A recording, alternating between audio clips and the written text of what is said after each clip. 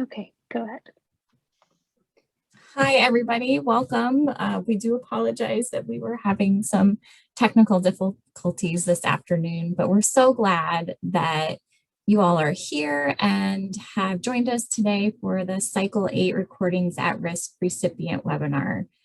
We would like to begin just by congratulating you all once again on being selected as grant recipients for the Recordings at Risk program. There are varied and remarkable collections of projects represented here, and we know how much work has gone into them all already. We're very excited to share some information about what happens next as your projects begin. We'll start off with some introductions, first to the platform and then to our team. To start off, we want to share just a few notes about how you can use Zoom during the session. We do have a live transcript available today. So if you'd like to go ahead and utilize that, you can turn on the feature by clicking the live transcript button that should be at the bottom of your Zoom window. Attendees will be muted throughout the presentation. However, you're welcome to use the chat for general introductions and conversations. And you can open that by hovering your mouse towards the bottom of the screen and then opening it manually if it's not open already. And just be sure, if you'd like to send your message to everybody, that you switch your to all panelists and attendees. And because of how busy chat can get, we do ask that you use the separate Q&A box to ask any questions that you might have today. You can submit your questions at any time, and then we'll answer them all when we get to the end. At that point, when we get to the end of our presentation, for those of you who are able to stick around, we'll also be promoting everyone to presenter so that since we're such a small group today, you can ask your questions audibly or over the video as well as typing them out. This does change some of the functionality of Zoom though, so we won't do that until the end of our presentation. And we'll be sure to give you a heads up before we get there. If you are following along with any questions that are being asked, you can upvote them if they're similar to something on your mind as well. And just as a reminder, we are recording this presentation and we will be making the recording, transcript, and slides all available on the recipient resources page, probably by the end of this week. And now we will go on to Sharon for some more information about CLEAR. Thanks, Joy. We always like to start off by reminding everyone of CLEAR's mission. The Council on Library and Information Resources, or CLEAR, is an independent nonprofit organization that forges strategies to enhance research, teaching, and learning environments in collaboration with libraries, cultural institutions, and communities of higher learning. Recordings at Risk is just one of many programs administered by CLEAR and is generously supported by the Andrew W. Mellon Foundation. Though our current funding will allow us to have a 9th award cycle, we do not yet have dates to share. And as we continue to work out the details, we can share that it will probably take place this fall with awards made in early 2022. Details will be posted to our website and shared in our newsletter as soon as we have them. Now, CLEAR's work is accomplished by a relatively small staff of about 20 geographically distributed individuals, with the greatest concentration living in the DC area where our headquarters are located. Today's webinar is led by the grants team, which administers CLEAR's active regranting programs, offering support for the entire grant cycle from application to final report. Some or all of you may already know us from applicant webinars or from email exchanges, but we'll do some quick introductions so you can put names with the faces. And I'll start with myself. I'm Sharon Burney, I'm Program Officer, and I'm located in Gainesville, Florida. I'm Joy Banks, now with my video working. I'm also one of the program officers and I live in South Florida. And my name is Becca Kwan. My pronouns are she, her. I'm also a program officer with the grants team, and I'm located in Riverside, California, all the way across the country. We always say that we are centered in DC and that none of our team is, but there are a lot of folks over there. We want to center today's conversation by acknowledging that as residents of the US, we're speaking to you from the unceded lands of many Indigenous peoples. I'd like to respectfully acknowledge and recognize the original and current caretakers of the land, water, and air here where I live, the Cahuilla, Tongva, and Lusango, and Serrano peoples, and all of their ancestors and descendants. I'm grateful to have the opportunity to live and to work on their homelands, and ask that you join me in acknowledging all Indigenous communities, their elders, both past and present, as well as future generations. May this acknowledgement and her ongoing work demonstrate CLEAR's commitment to beginning the process of working to dismantle the ongoing legacies of settler colonialism. We invite you to share a land acknowledgement for the area where you live in the chat, and to visit the link on the slide to learn more.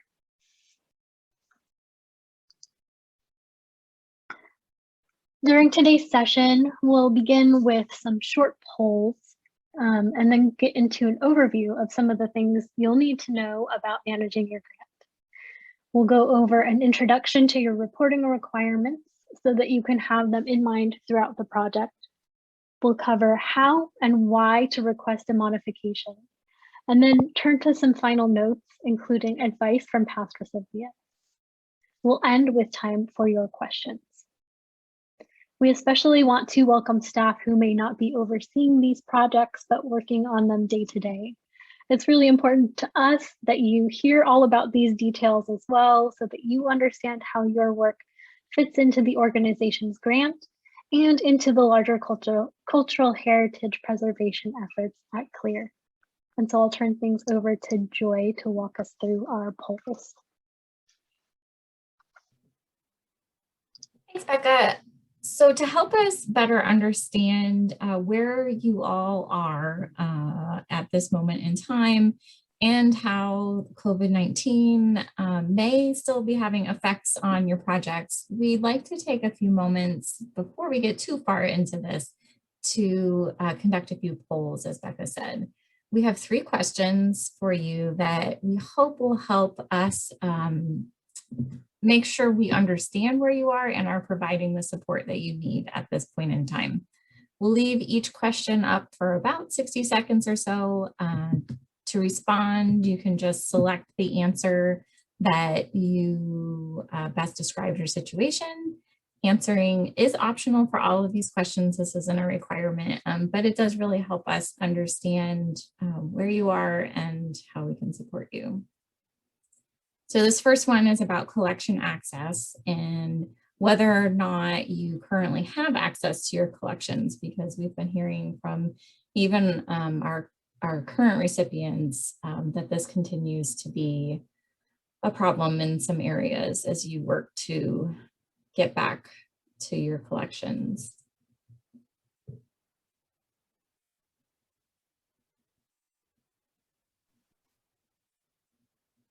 And it looks like voting has stopped, so I'll go ahead and end the poll and share the result. So this is encouraging for us to see. This time last year when we were onboarding our last cohort, this was not as positive a question to ask. So we're glad to hear that you're getting access back to your collections, that we hope that you all are being doing this safely and are being supported by management and administration to offer services in a safe way for all of you. That is our primary concern always, is the health and safety of you. Everything else is kind of just details, but and we do see that a couple of you still have no access and are uncertain of when you can return. So we take note of that. The next question that we want to ask is whether or not you've been in touch with your vendors yet. So this is kind of a yes or no, and then also we recognize that sometimes you don't know the answer to this question.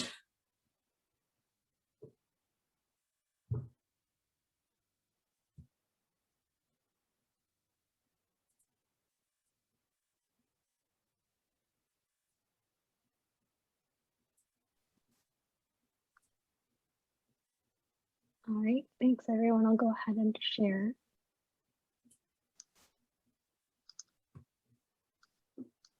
Okay, this is great to hear. And I did just catch a couple of comments in the chat on the last question about what we're referencing. So thank you for some of the clarification on your responses and your situations. It's really encouraging to see that so many of you have been in touch with your vendors already. For most of you, that's kind of your first step in your projects. And so we hope that those are establishing some positive relationships with these teams that you'll be working with. The last question that we have for you is about your vendors. So then in the connections that you had with them, do you know if your vendor is open? Are they still under any sort of limitations for their operations to help you move forward with your project work?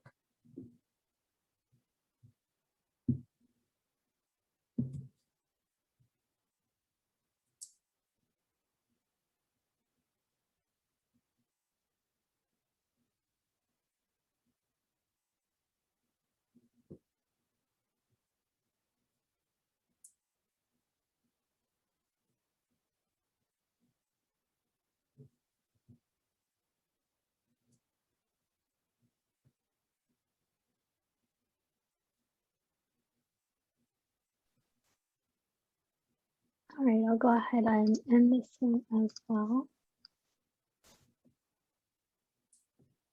Also great and the opposite of last year. Yes, yeah, we're so really delighted to see that people are being able to return to work, and especially for the vendors, since we know that the Recordings at Risk program is designed to have a very strong relationship with them. It's really good to see that we've heard that most of your vendors are opening up.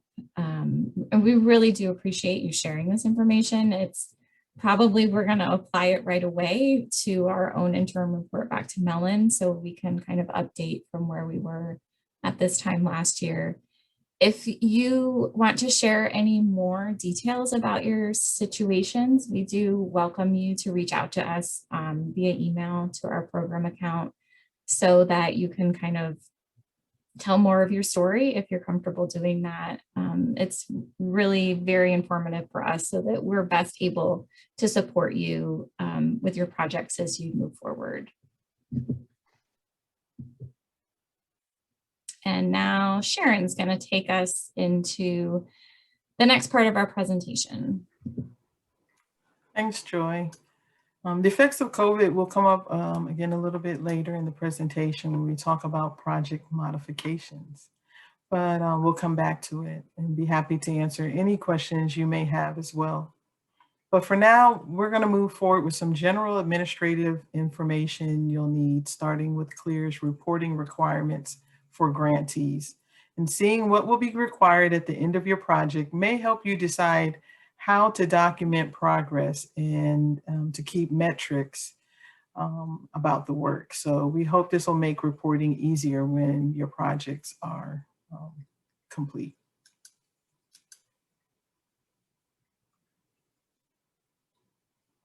Your starting point will always be the Recordings at Risk recipient resources page. In much the same way as the applicant resources page helped guide your proposal writing, the recipient resources page is a one-stop shop for grant recipients with information on all the administrative components of holding a CLEAR grant. Most of the information we'll be covering today can be found there if you ever need a refresher on our policies. And the recording of this webinar will also be posted to this page.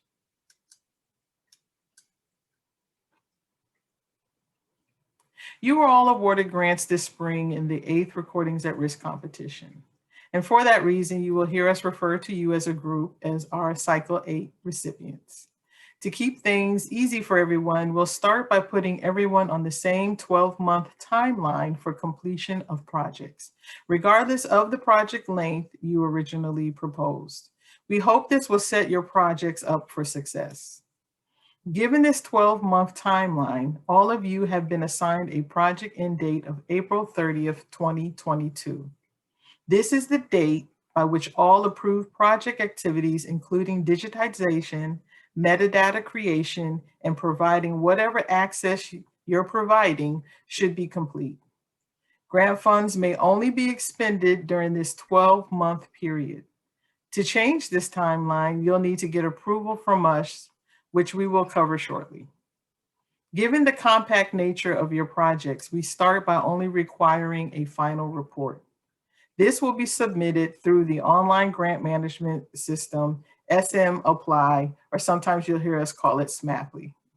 Just like your proposal, using the same login and password as your proposal submission. In addition to a narrative about your projects and total materials digitized, we also require a full financial reporting. Final reports are due within 30 to 90 days of project completion. So this would mean that the latest possible reporting deadline would be July 31st, 2022. You may find that your project ends earlier than April 30th, 2022, or that you're ready to submit your report earlier than July 31st, 2022. Submitting the final report early is welcome. You'll just need to contact the CLEAR's grant team at recordingsatrisk@clear.org so we can start the reporting process.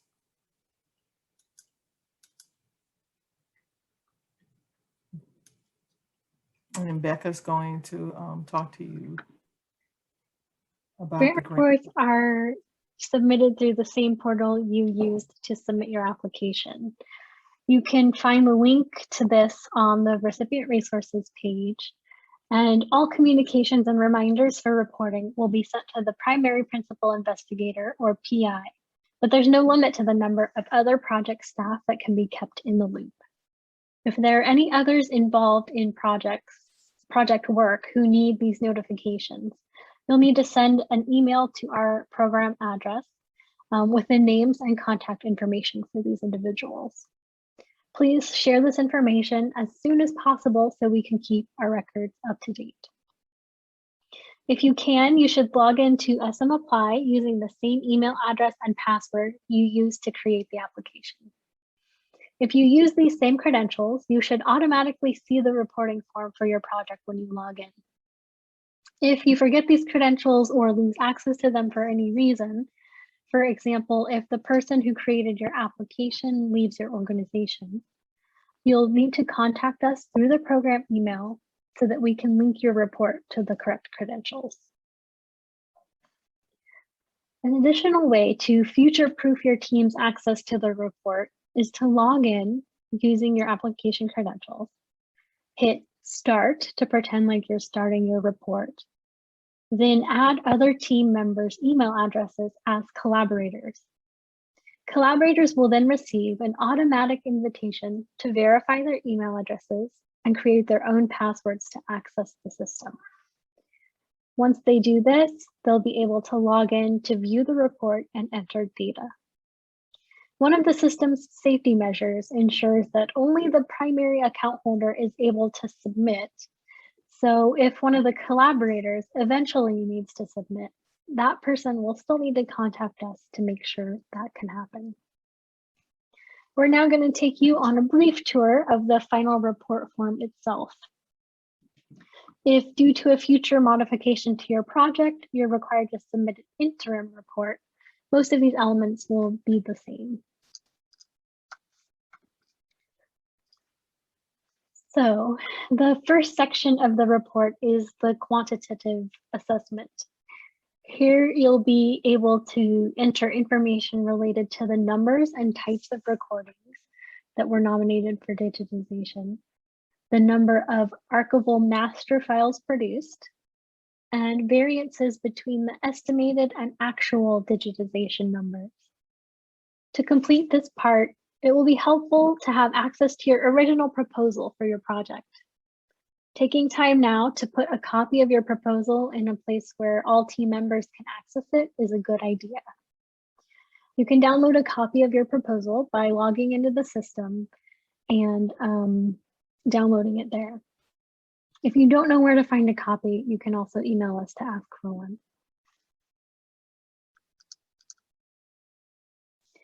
The next reporting section also includes space to document project developments, both internal and public. Internal developments may include things like digitization metrics, such as tracking time data for steps in the project workflow, like preparing materials for shipping to the vendor, metadata creation, ingest, or others. It may include the implementation of new workflows, standards, protocols, or procedures for digitization and description. The implementation of new tools or systems, or new donations or grant applications that have occurred because of this project. CLEAR pulls together data about the impact of this program for its own annual reporting to the Andrew W. Mellon Foundation. So providing as many details as you can about the way this opportunity has affected your organization, collections, staff, and ways of working will be very helpful to us. Taking notes somewhere about the impact as you go along will help you easily complete this section. We also want to hear about public developments, such as the creation of new blogs, social media accounts, websites, or content created for existing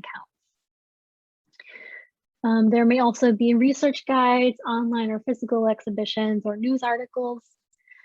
The incorporation of digitized materials into curricula at any educational level, or publications or presentations about the project arising from research using the digitized materials. Again, keeping a file with copies of these kinds of documentation will make the reporting process easy for you. You'll also have a chance to append copies of any of these to your report, demonstrating the varied and creative ways you're using your project.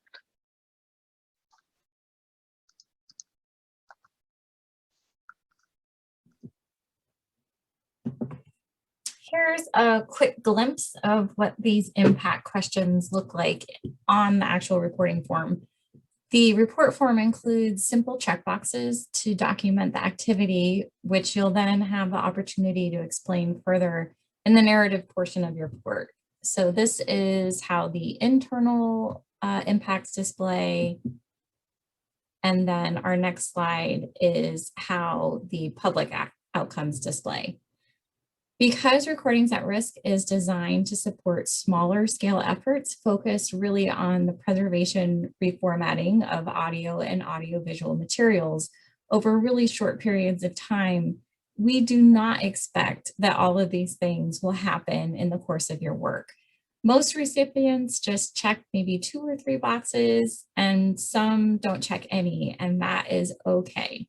Just check any boxes that do apply to you, so we'll know to look for them in your narrative and to account for them in our own summary reporting to the Mellon Foundation. In the next section of the report, we ask you to share with us where users can go to find information about the digital copies of the recordings reformatted through your project. Some of you will be providing public access to both the digital files and the associated metadata created through your project, and some of you may only be providing public access to the metadata. This is a good place to remind everyone that creating and providing access to metadata for the digital copies of the recordings created through your project is a requirement of the program unless a specific exception was made in your proposal for cultural reasons. CLEAR expects that you will create and publish online at least some basic metadata for the digital copies of the recordings so people can learn about what you have. At the end of your project, You may still have work to do to add richer descriptions, subject headings, or even transcriptions or captions, but we do expect that some basic records about what you've done be posted somewhere online. You'll have the option to include up to 10 URLs in this report section. We encourage you to provide a few high-level links to the collections rather than many lower-level links. These links allow us to verify that you have made metadata accessible at the least, as well as verify that those of you who can make the digital surrogates of recordings available for streaming online have done so. Again, we understand that for some of you, legal and ethical issues will make it impossible to provide full access to copies of your recordings. If this is the case, you just need to provide one or more links to where your metadata is at the end of your project. You can also provide more information about future locations for your metadata and files in the narrative sections of your report.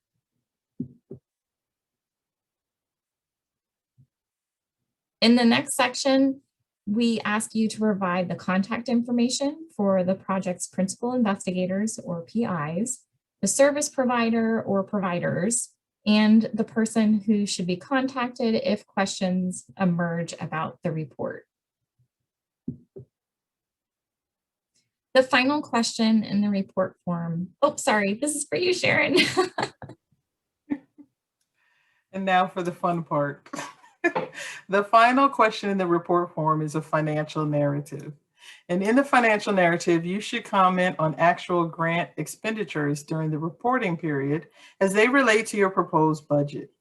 The financial narrative is also where you are able to address any grant modifications that may have included budget reallocations. Every budget category included in the original proposal budget should be addressed here. And if there are any variances of 5% or more between projected and actual spending, make sure to include a detailed explanation here. Once you've completed all of the form prompts, you will either save this section of the form or mark it as complete. At any point, you can select save and continue editing if you need to pause work on the report form. Marking the report form task as complete will take you to the review page. And that's where you can double click the information you entered and double check on it and see the additional steps that you may need to take. There are a few documents to upload before you'll be ready to submit your report. And if you look to the left side of the screen, you can see buttons that will prompt you to upload the remaining components of the report, which we'll go over now one by one. The first and perhaps most important part of your report is the project narrative. This will be an uploaded document of no more than 6 pages, which will contain the types of information listed here. A summary of the project and purpose of your grant. Your progress towards expected outcomes where you can explain the numbers, including any variances in your quantitative section. Any surprises, setbacks, and challenges that you face. Significant accomplishments and lessons learned. And finally, your future plans. Ultimately, this is the information that will help us create resources that can be of use to other institutions wanting to initiate their own AV digitization projects. We'll also share the lessons learned from grantees with our funder, the Andrew W. Mellon Foundation, which receives a copy of every report. And if you take the time to compile notes somewhere about these topics during the course of your project, and you save those notes in the same place you keep your copy of the original proposal, you will thank yourself when the report deadlines approaches. And now Becca's going to assist. Yeah, thanks, Sharon. That's good advice for ourselves too. I'm reminding myself of all of the notes and things that I have for our upcoming grant reports. So here's a screenshot of what the system displays when you're asked to upload the form. The task instructions include directions about all of the topics your narrative report should cover. Select Attach File to upload your complete PDF document, and then select Mark as Complete. Final reports require a project manifest, which is a spreadsheet that includes the names and locations of the digital files, normally the access copies, as well as notations about any checksums and restrictions. This requirement allows us to create a kind of web crawler that CLEAR has developed to conduct periodic checks that the online files created through our digitization programs are in fact online. Note that the CLEAR template for this has multiple tabs, including one with instructions, so be sure to read through all of them. Taking a close look at this template now and building in time to create this document into your workflows will help you save time later. Normally, your digitization vendor will return a spreadsheet to you that will be very similar to what you need to submit here, and you should be able to adapt the vendor's spreadsheet for this template. If you work out your file naming conventions at the start and ensure your vendor names your files exactly according to your needs, most of your work for this requirement will already be done. If you leave it until the end, it might take some time to pull it together, so we do strongly recommend coming up with a strategy for compiling this data during the course of the project work. Out of all the pieces of the final report, this document is what allows us to verify that you have created all the deliverables agreed upon when you first received funding. If in the midst of your project, issues arise that will affect your ability to reach the goals included in your application, reach out to our team so that we can help you decide the best course of action. We'll go over how to do that shortly, but first we'll finish the reporting form. The final required upload task of the report is the financial report. We've already discussed the financial narrative, which is part of the report form task. The financial report upload task is the one that supports that narrative. So this is an upload using the same budget and financial report templates that you submitted with your proposal. A copy of this form was emailed to all PIs at the same time as the award letters. Be sure to save that form to use for your future report. The budgeted numbers are already complete, so you'll just need to fill in the actual fields of the template. If you lose this file at any point, just let us know. It's important that you use this template for your financial report rather than any internal financial reporting forms your organization may use. Some of you may find that you do not spend all of the grant, and that's okay. We will, however, expect you to return any unexpended funds exceeding $100 to CLEAR at the time you submit your final report. Our recipient resources page includes more information on CLEAR's return of funds policy.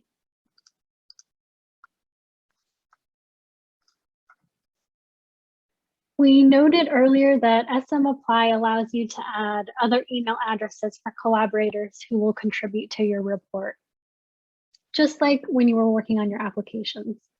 We do realize that sometimes it isn't realistic to expect all members of the team to figure out how to log in and use the system. So for that reason, we've also created a Google Doc template that your team can use to prepare your draft reports. The document includes all of the requested information, covering both the questions on the reporting form and the documents that will be added as uploads. Some of you may have used a similar template when you prepared your applications. It's the same principle here. Just make your own personal copy of the document and save it somewhere your team members can find it. Then when your team is happy with your responses, copy and paste from the document into SM Apply to submit your report. You can access the Google Doc template using the link on our Recordings at Risk Recipients Resources page. To make a personal copy of the template that you can edit, click on the text that says click here to make a copy. This copy can then be shared with anyone who will be assisting with the draft. We hope to have a refreshed version of the document posted online by the end of this week.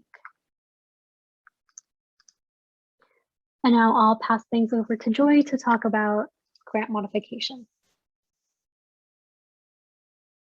Thanks, Becca. Now that we've made it through the reporting form, we will also address how you can make changes to your plans if unforeseen delays, problems, or staffing changes happen during the course of your work. We recognize and have certainly observed that many projects need to request modifications due to the unpredictability of audio and audio-visual digitization initiatives. Such requests are extremely common for this program, so please don't hesitate to ask us for the changes you need to successfully complete your projects. CLEAR has an online modification request form through which recipients can notify us of any modification requests, such as no-cost extensions, PI changes, and reallocation requests. The form was designed to help streamline this process and reduce the amount of time spent making and approving these requests. Access to the grant modification and extension request form is available through a link at the top of the recipient resources page. At the moment, the same form is used across CLEAR's grant programs. However, we're planning to create a unique form for this program over the summer. The best place to access the most up-to-date forms and information will always be the recipient resources page. The form is and will continue to be designed to allow for the request of multiple types of modification requests at the same time. It includes spaces for you to submit budget information, requested extension length, and to provide a brief explanation of the modification. In order for you to prepare the necessary information for the modification request, we also provide a grant modification form template, which is also available on the recipient resources page.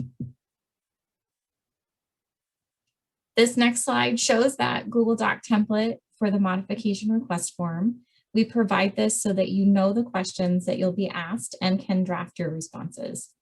As with all of our Google Doc templates, a link is provided at the top so that you can create a copy of the template for collaborative working.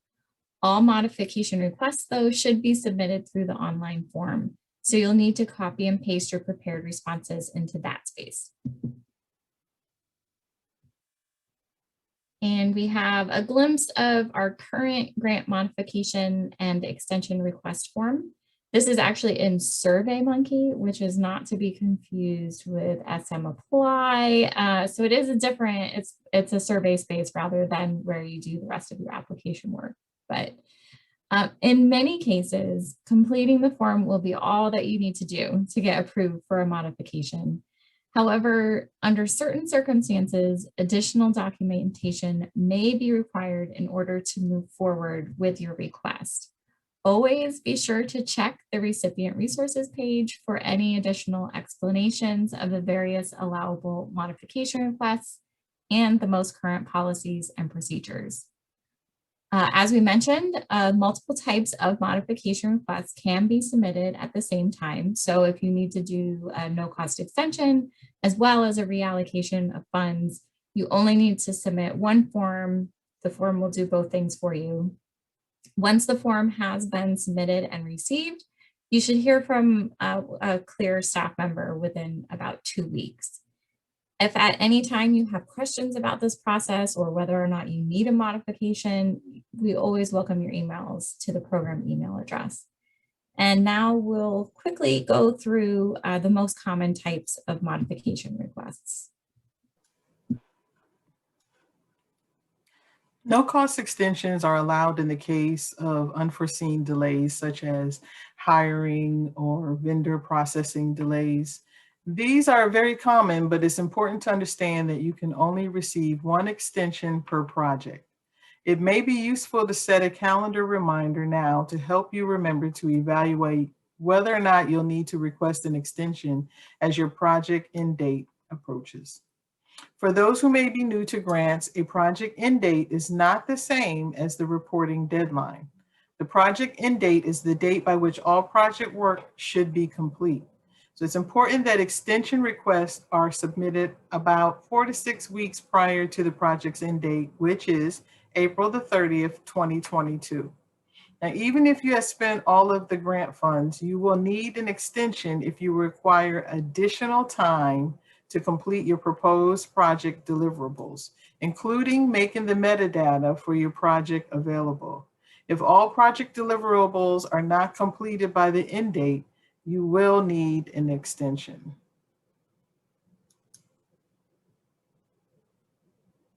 Now, if you need to update principal investigators or PIs, please let us know as soon as possible by completing the grant modification form. All of CLEAR's grant management tasks require current contact details. So it is important we know when a PI departs your organization and their responsibilities are transferred to someone else. In order to complete the change of PI, you will also be required to supply via email a letter from the head of the institution or department or on institutional letterhead. The letter should include the name, title, and contact information of the new PI, as well as the date the change will become effective. A CV for the new PI will also be required for our files.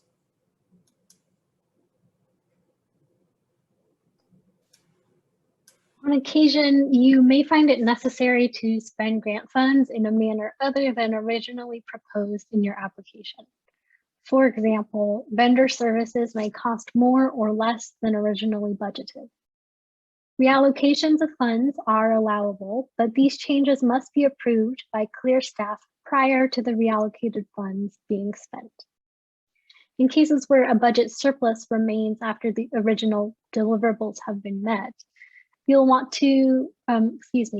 have the option of either returning the surplus funds to CLEAR or submitting a budget reallocation request that proposes how the remaining funds will be spent.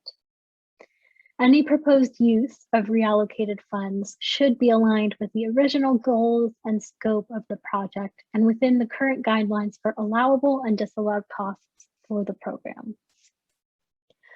The first step for a reallocation request is completing that grant modification form where you can explain the rationale and how it is consistent with the original proposal.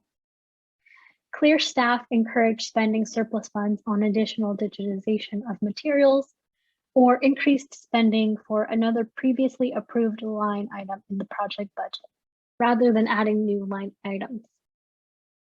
If a mutually satisfactory reallocation solution cannot be found, remaining funds must be returned to CLEAR. Note that small reallocations amounting to less than 5% of the total project budget and within the program guidelines do not require a formal reallocation request, but we do ask that you explain these variances in your final report. If you have any questions about whether or not you need official approval for a request, we're always available via email. In some rare instances, such as when a reallocation request involves a new budget line item, our team will request the completion of an updated budget document. This is the exact same budget template for your application and reporting. CLEAR staff can provide a copy if you need it. If approved, this new budget will replace the one submitted with your application. Some information will remain the same, such as your project start date and award amount. You'll need to update any lines where you're proposing a change in amount and add any additional lines if you're proposing a new spending category. In some cases, reallocations may happen within already approved lines. When that's the case, we likely will not require the submission of a new budget. Just keep in mind that that is a possibility, and you can explain any changes through the grant modification. You can explain any of the changes submitted through the grant modification form, and your final report will suffice.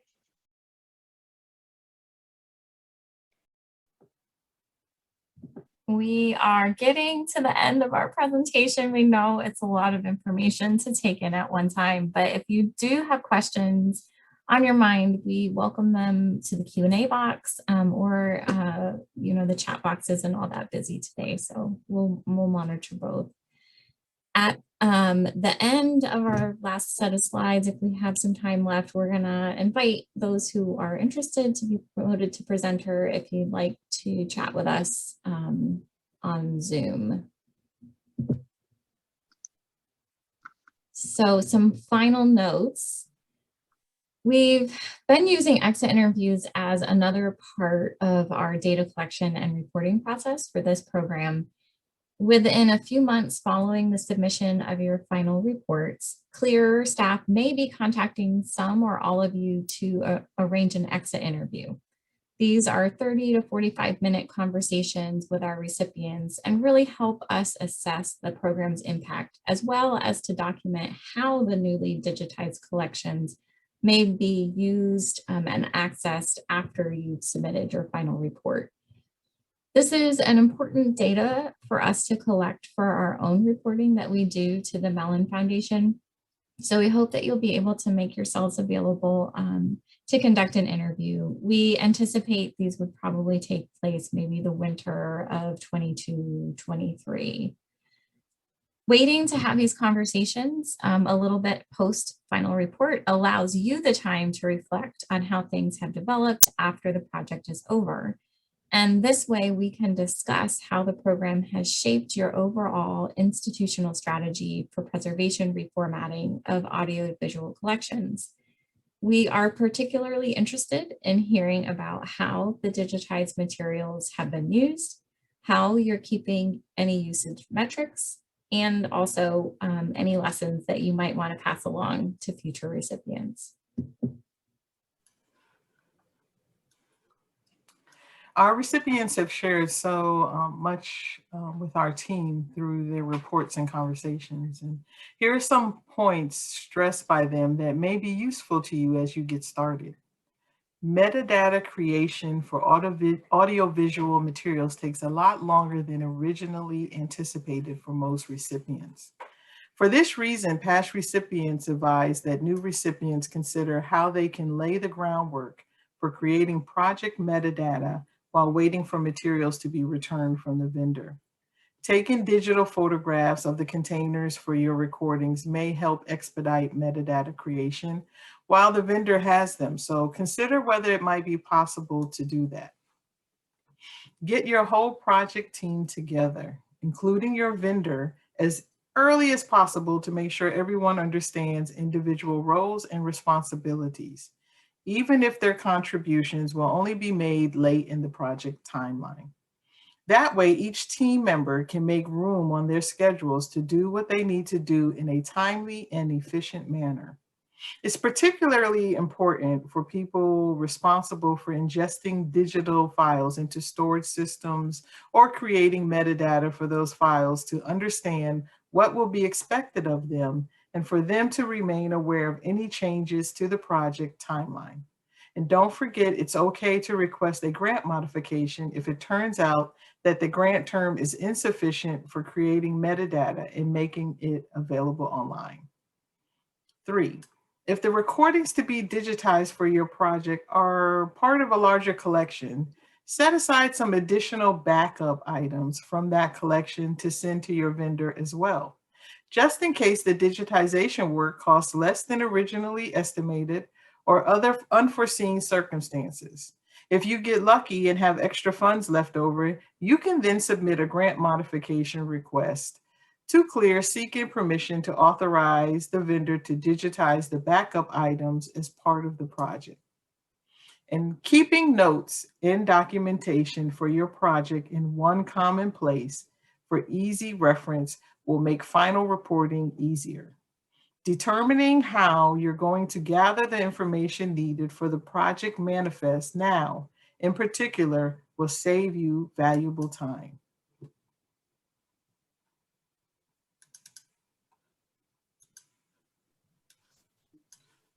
Next, we wanted to share just a couple of slides with ways that you can get involved with CLEAR initiatives and programs. Our team hosts occasional CLEAR coffee breaks, which are informal gatherings for all of our grant recipients for both recordings at risk and digitizing hidden collections. We usually select a theme for the meeting and then facilitate breakout groups for attendees, which are quite informal and allow you to get to know one another and talk about your work. The DLF Forum, which is a conference hosted by the Digital Library Federation, which is our sibling program, is taking place virtually again in 2021, and we hope that you'll think about joining us. The call for proposals is open now until May 17th. We also have a newsletter, our Grants and Programs newsletter, where we provide occasional updates and news related to our work. If you aren't already signed up, I think we're going to put the link in the chat box.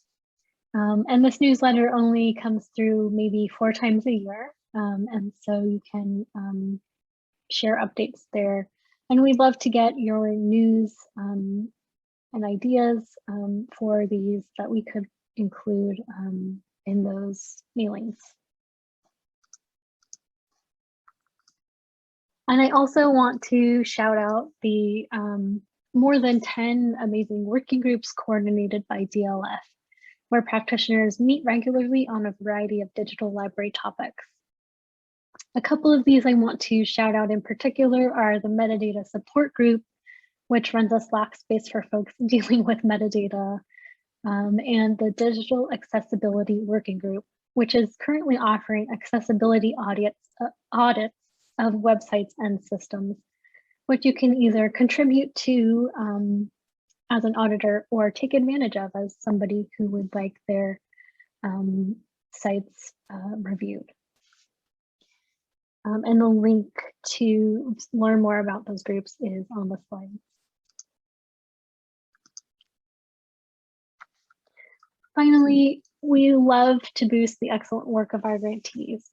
If there are exciting developments you would like to share with a wider audience, don't hesitate to let us know. One of the easiest ways for us to share your news and accomplishments is to tag us on Twitter at ClearRAR so that we can retweet you. If you happen to be describing the Recordings at Risk program in any formal press releases, we appreciate you reviewing CLEAR's acknowledgement guidelines, which are linked on CLEAR's policies page. We also want to make sure we're representing you correctly. Your projects are now up on the funded projects page of our website. Please read how your project is described there and let us know if you'd like to adjust any of the information that we've included. The project summaries are taken directly from your proposals, so may need some adjustments.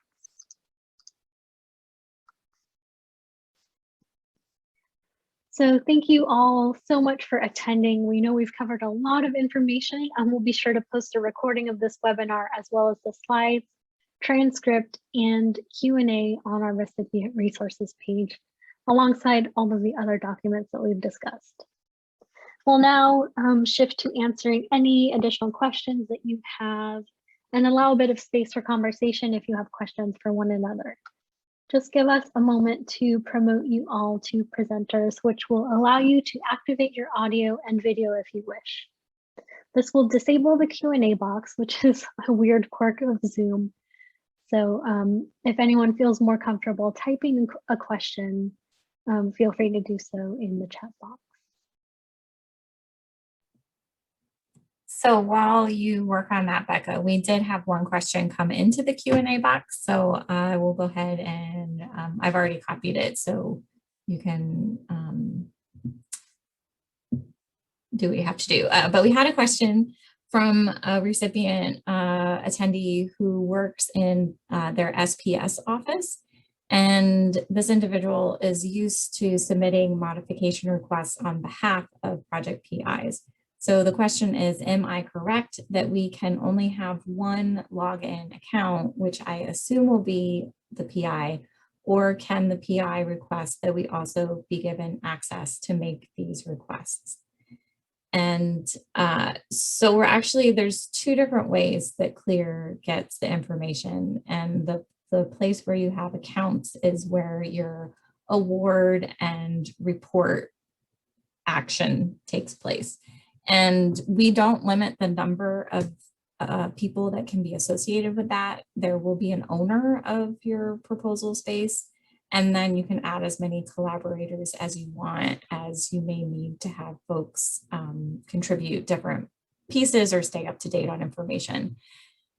The report, though, will have to be submitted by the actual owner of that space.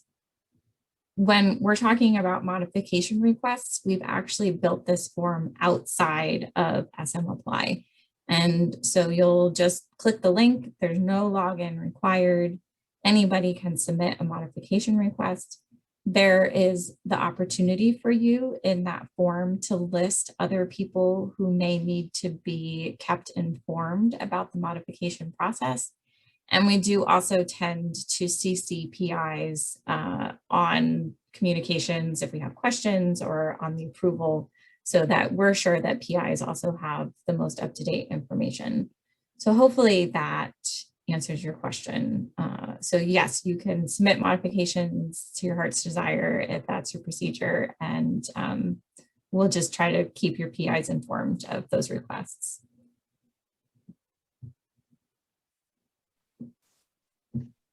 There's another question from Naomi about whether we can meet to review the reporting processes and requirements closer to the end of the grant when we're about to prepare it.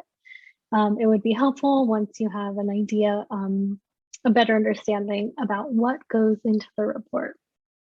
We were so thorough in this initial presentation so that you can always come back to it and go over things again at your own pace as you prepare your report. So that's what I would recommend instead of another session like this. So please do feel free to come back to this recording.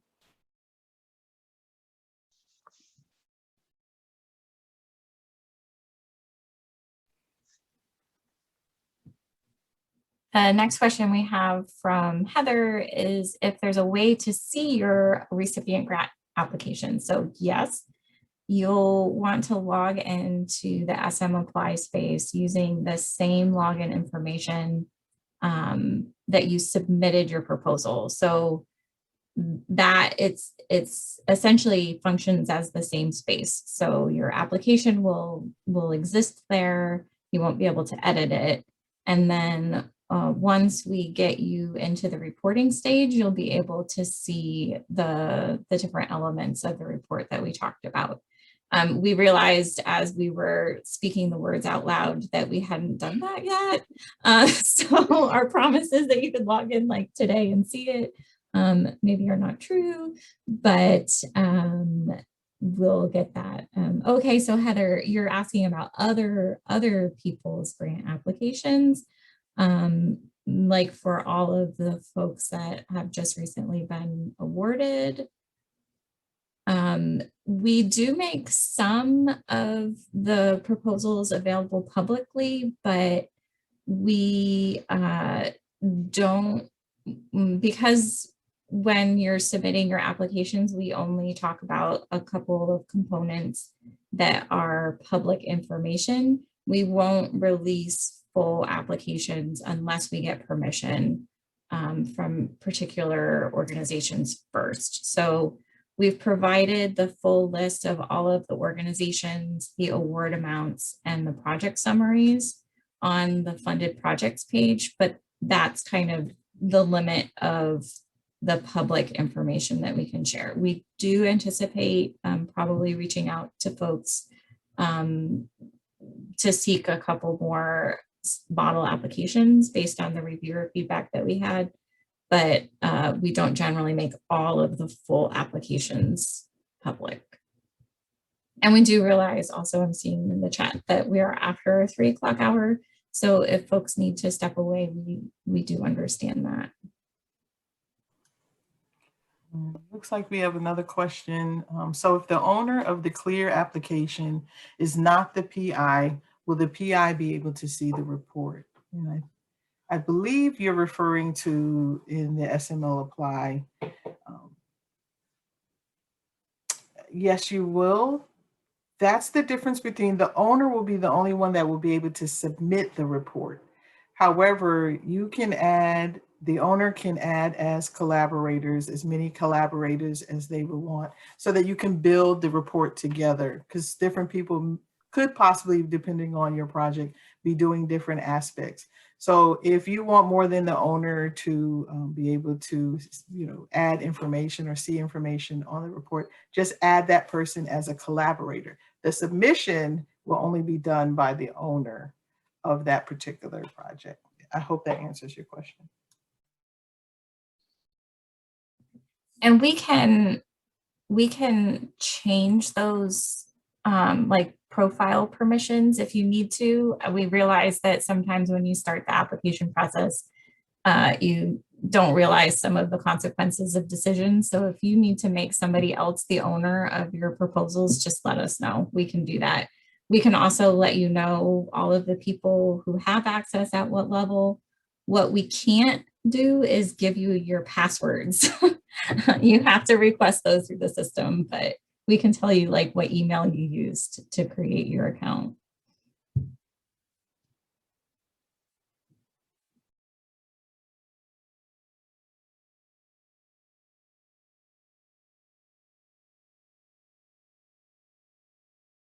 Any other questions before we head out?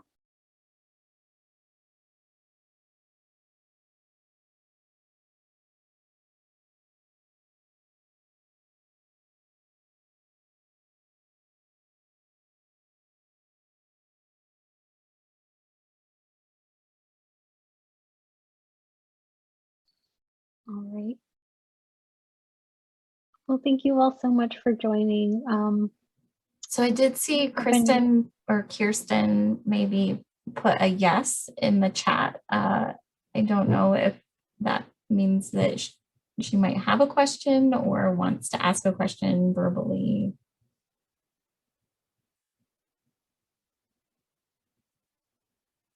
Yeah.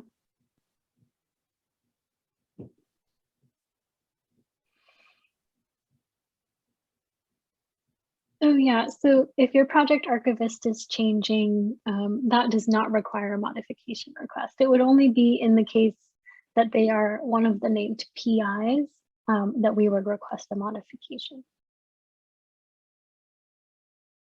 So thank you so much to everybody else. Please let us know if any questions come to mind later.